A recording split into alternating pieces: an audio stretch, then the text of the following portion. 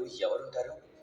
మనం ఎంతో కష్టపడతాం, డబ్బులు కూడబెడతాం, అలాగే ఆభరణాలు కొంటాం అప్పుడప్పుడు మన కోసం.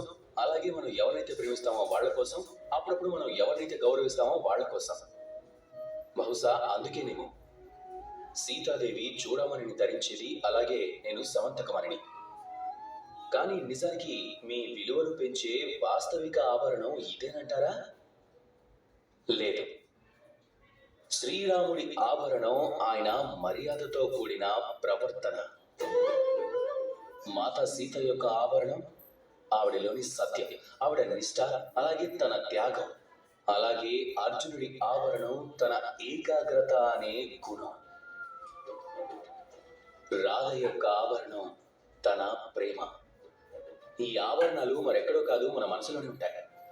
ఒకవేళ మీ మనసులో మర్యాద ఉంటే, గుణం అనేది ఉంటే, సత్యం ఉంటే, నిష్ఠుంటే, అలాగే ప్రేమ ఉంటే, అప్పుడు మీకు ఇంకెలాంటి ఆభరణం అవసరమే లేదు. మీరు ఎలాంటి పరిస్థితుల్లో ఉన్నా మిమ్మల్ని గౌరవిస్తారు.